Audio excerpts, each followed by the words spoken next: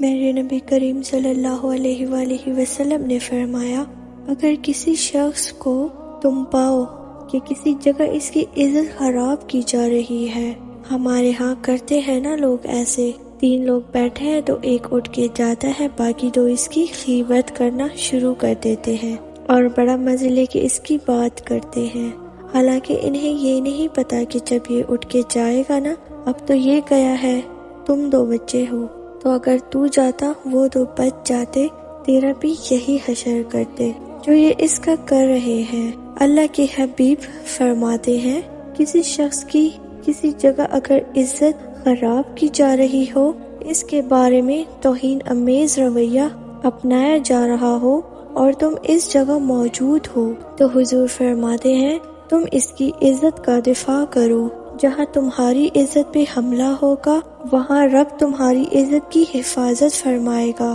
سبحان اللہ۔